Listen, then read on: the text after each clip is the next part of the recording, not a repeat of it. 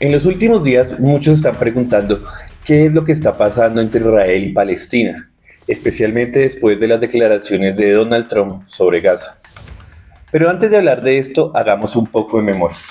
El pasado 19 de enero se puso en marcha un alto al fuego entre Israel y Hamas, tras más de 14 meses de ofensiva israelí. En ese tiempo, cerca de 47.000 personas fueron asesinadas, la mayoría mujeres y niños, y la infraestructura de Gaza fue destruida en un 90%. Para los palestinos, esta tregua ha sido un respiro en medio de tanta tragedia, pero la calma no ha durado mucho. Ahora Israel ha intensificado su ofensiva en Cisjordania, especialmente en la ciudad de Jenin. Y con la llegada de Trump a la Casa Blanca, el gobierno de Netanyahu parece haber puesto en marcha un plan aún más radical. Su solución final, que no es más que otra que el destierro de los palestinos de sus territorios. Trump y Netanyahu han hablado abiertamente de limpiar Gaza y crear un proyecto inmobiliario de esos que tanto le gustan a Donald Trump. Una propuesta que ha causado indignación en el mundo y ha generado un rechazo total. Esto nos ha generado una serie de preguntas. ¿Por qué Israel aceptó la tregua si la iba a abandonar? ¿Cuál es su objetivo en Cisjordania? ¿Es viable la propuesta de Trump de limpiar Gaza? ¿Se puede detener la degradación de la vida de los palestinos? Pues bien, en este video de Aldea Mundial responderemos esas preguntas, así que quédate con nosotros para continuar conociendo qué es lo que sucede en Palestina.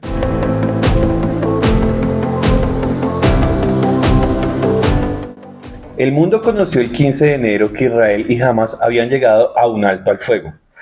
El acuerdo cuenta con 3 fases. La primera se basa en el intercambio de los secuestrados del 7 de octubre del 2023 y una serie de palestinos que habían sido encarcelados durante este tiempo. La mayoría de ellos eran civiles. De igual manera, se permitía la entrada de ayuda humanitaria y la movilización de más de 1,8 millones de personas que buscaban retornar a lo que quedaba de sus hogares. Del mismo modo, las Fuerzas Armadas de Israel se retirarían de ciertos puntos para permitir la movilidad de las personas. La segunda fase consiste en la entrega del resto de los secuestrados y la salida total de las fuerzas de Israel en Gaza. Y la tercera, el proceso de reconstrucción de Gaza, con el apoyo de los países árabes. Sin embargo, para varios analistas, este acuerdo es sumamente frágil y en cualquier momento Israel puede echarse para atrás o jamás hacer cualquier acción que genere esto. Pero hasta la fecha de este video, ya se ha cumplido la 5ª jornada de intercambio y el acuerdo se está cumpliendo por ambas partes. Aunque todo apunta a que no se llegará a la tercera fase, esto lo han dicho algunos funcionarios del gobierno israelí.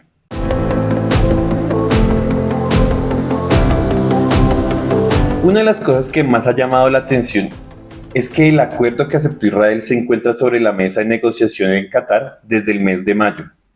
Entonces, ¿qué cambió? Pueden haber sido varias cosas, pero desde Aldea Mundial consideramos como las más relevantes las siguientes. La primera es el aislamiento estratégico de Hamas. En el segundo semestre de 2024, Israel logró cortar el apoyo logístico, el suministro de armas y la capacidad de inteligencia de Hamas. Esto se logró primero con el despliegue de tropas por toda la franja, limitando la capacidad de movimiento de los milicianos de Hamas. En un segundo lugar, tenemos que hablar de Hezbollah. Hay que recordar que el gobierno de Netanyahu desplegó un nuevo frente de guerra contra esta organización a finales del año pasado, especialmente en el Líbano. Esta ofensiva terminó con la muerte de la cúpula de Hezbollah, además que dejó más de 3.000 civiles asesinados y cerca de 14.000 heridos. La desarticulación de la capacidad operativa de Hezbollah bloqueó cualquier ayuda que la organización pudiera proporcionarle a Hamas. Por último, Israel sacó los réditos de la caída de Bashar al-Assad en Siria. Este permitía el tránsito de suministros por su territorio desde Irán, y el derrocamiento hizo que Israel lograra ocupar parte del territorio más allá de los altos del Golán, permitiéndole ejercer una vigilancia total sobre la frontera, eliminando la ruta de tránsito hacia Palestina que venía de los suministros de Irán. El segundo elemento es la situación interna. Durante meses al interior de Israel se vivieron intensas movilizaciones por parte de los ciudadanos, quienes le exigían a Netanyahu el regreso de los secuestrados vivos. En un principio, esto era el objetivo de la intervención militar. Sin embargo, luego de meses sin noticias alentadoras, los israelíes vieron que los bombardeos y la ocupación militar no estaban siendo efectivos para traer a las personas de vuelta y comenzaron a exigir negociaciones para traerlos con vidas. Así pues, la tregua y el intercambio quitaba parte de la presión interna que estaba teniendo Benjamín Netanyahu en su gobierno y esto le permite tener oxígeno para sus nuevos planes.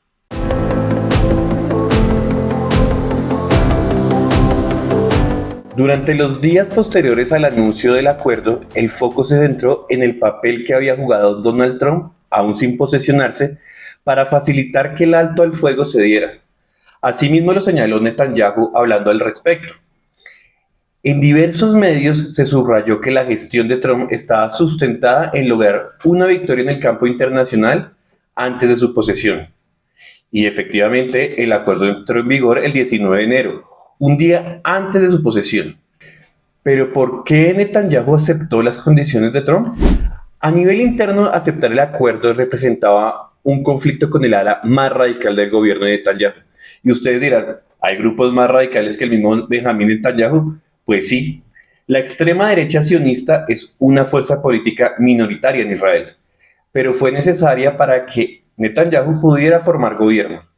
Y esta fuerza ha venido fortaleciéndose en el marco de la guerra. Ellos no han estado de acuerdo con el alto al fuego. En ese sentido, ¿cuál es era la motivación de fondo? Hay que recordar que Trump no solo ha manifestado su apoyo irrestricto a Israel, sino que muchos de los sionistas, tanto en Estados Unidos como en Israel, lo respaldan. Asimismo, en su gobierno anterior, Trump reconoció a Jerusalén como capital de Israel, yendo en contra de los acuerdos internacionales y de la postura histórica de Washington.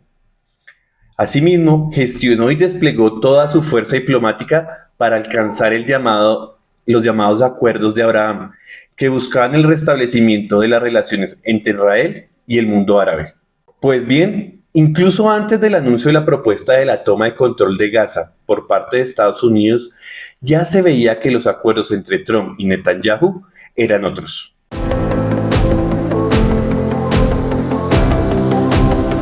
Antes del 19 de enero, fecha en que comenzó a regir el alto al fuego, Israel comenzó una serie de acciones armadas en Cisjordania, especialmente en Jenin, donde hay uno de los asentamientos de refugiados más grandes.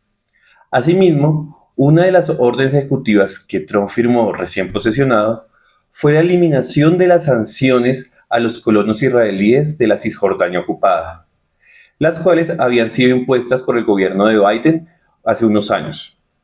Este respaldo, junto con la aprobación del envío de una gran cantidad de armas a Tel Aviv, deja claro que la contraprestación para que Israel aceptara el acuerdo no era otra que darle el visto bueno y agitar la bandera blanca para la intervención militar de Israel ahora en Cisjordania.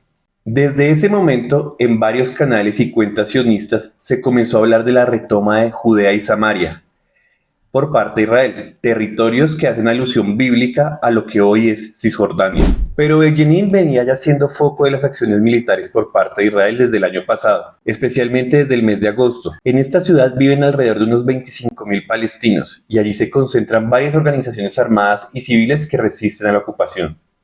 Sin embargo, es la autoridad palestina quien ejercía el control político y de seguridad en esta zona. Según diversos medios, las recientes intervenciones y ataques por parte de Israel contaron con el beneplácito de la Autoridad Palestina, quien es la organización que ejerce la representación diplomática de Palestina en el mundo. De hecho, es conocido que la Autoridad Palestina e Israel coordinan diversas acciones en la zona. Para Israel, esta zona pone en riesgo su seguridad dada la presencia de diversas organizaciones armadas, incluida Hamas. Pero la violencia en Cisjordania está desbordada, no solo por aquella que ejerce las fuerzas israelíes o las de la Autoridad Palestina, sino también la encabezada por los colonos israelíes, quienes atentan constantemente contra las viviendas y la infraestructura de la población palestina. Esto es un cóctel de violencia que al parecer Netanyahu y sus aliados quiere que explote prontamente.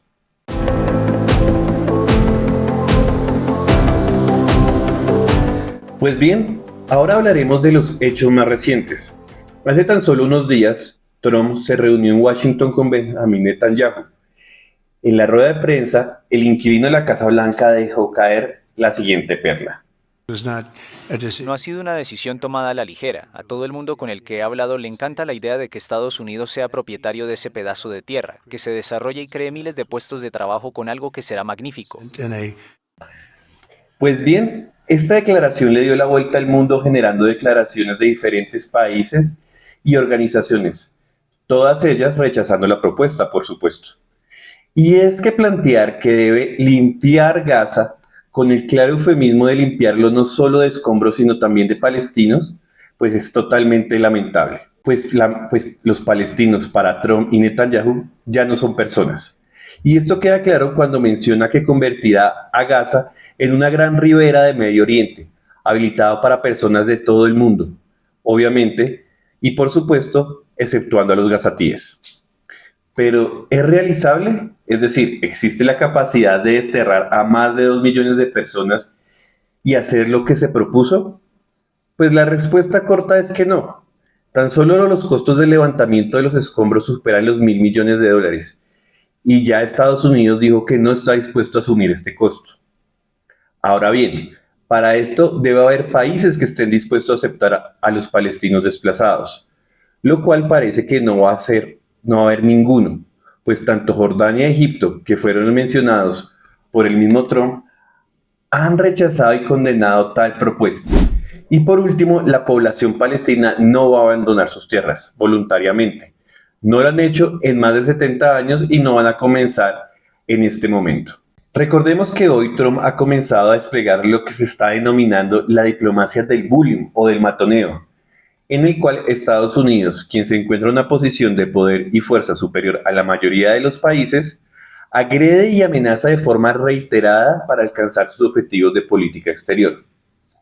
Ya lo hemos visto con el tema de los aranceles y las sanciones contra Canadá, México, China, o en el caso de hace unas semanas con Colombia.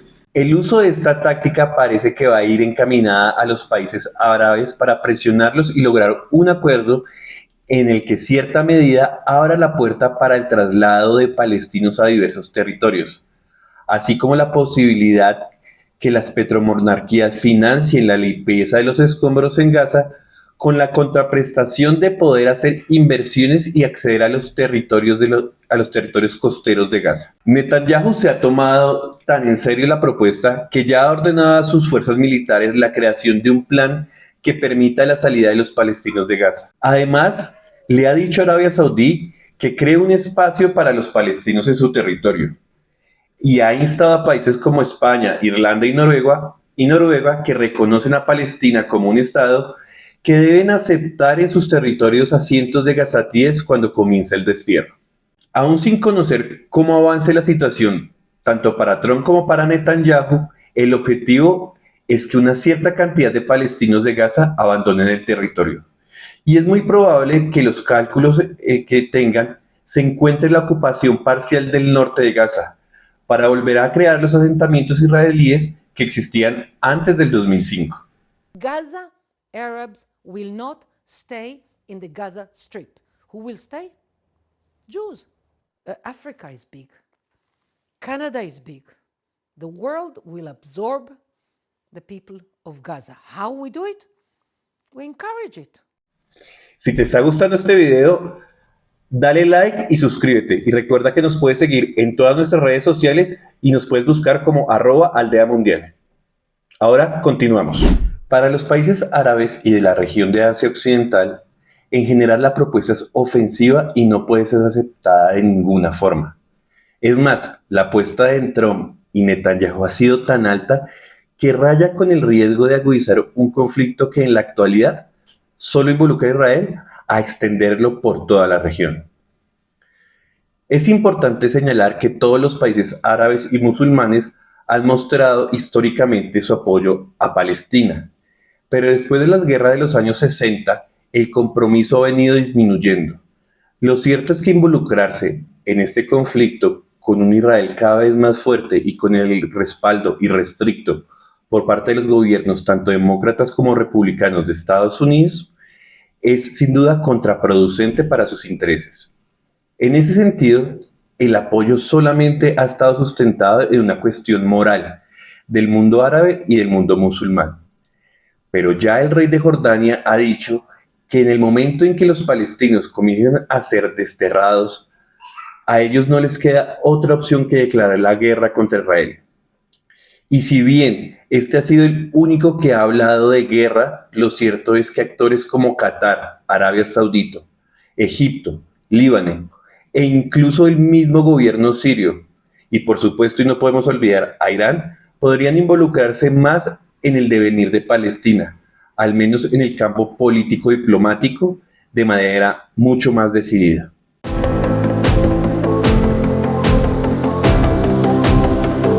Creo que sobra decir que la propuesta es una clara violación del derecho internacional y de los derechos humanos, así como lo ha sido el asedio que ha sufrido el pueblo palestino en los últimos 14 meses de la intervención militar israelí.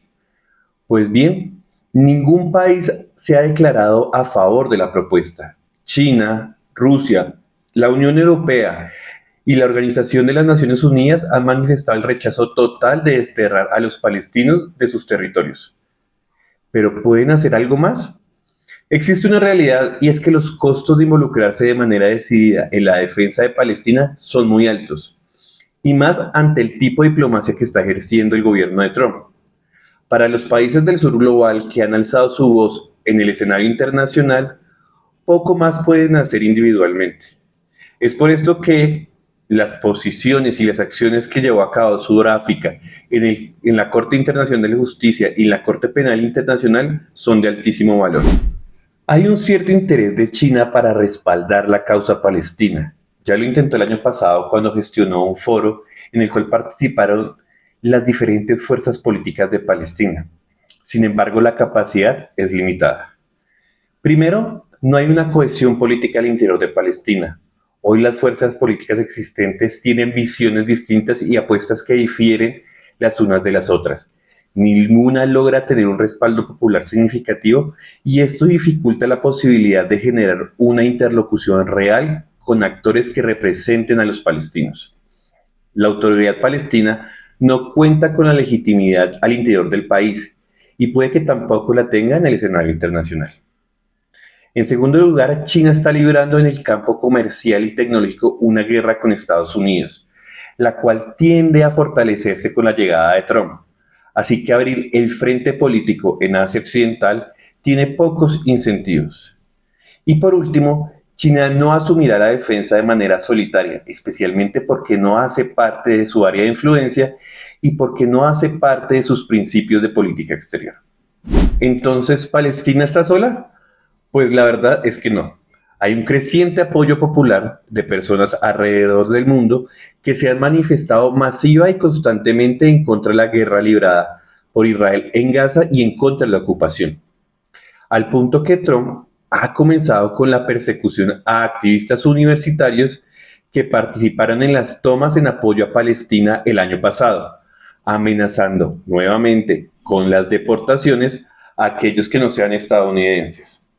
Esto sin contar con las presiones que ya vivieron diversas universidades por parte de Israel y de grupos de presión para la expulsión de cientos de manifestantes. Además de lo anterior, varios países de América Latina, África, Asia y Europa han rechazado las acciones de Israel y han reconocido el Estado de Palestina. En ese sentido, es posible que con las acciones correctas y en el foro adecuado se logre converger a todos los actores que están a favor de la causa palestina. Es decir, si los países árabes y musulmanes se les suma a diversos países del sur global, China tiene más incentivos para involucrarse. Un foro como los BRICS, que cuenta con Brasil, Sudáfrica, China, India y ha involucrado recientemente a Arabia Saudita e Irán, además de poder sentar a Turquía, tiene la posición de fuerza lo suficiente para crear un frente común y actuar como un gran negociador en favor de Palestina. Mientras este sucede, es necesario esperar cómo va evolucionando la situación en Gaza y Cisjordania. Ya lo dijo Trump que no tiene prisa con este tema, y es necesario ver cómo se van moviendo los intereses y los actores regionales y globales en un momento de gran incertidumbre. ¿Y ustedes qué piensan? ¿Israel tendrá éxito en su solución final? Si te gustan estos videos, suscríbete y activa las notificaciones para que sepas cuando subimos un nuevo video. Además, puedes escuchar nuestro podcast que sale cada 15 días y lo puedes ver en todas las plataformas de streaming.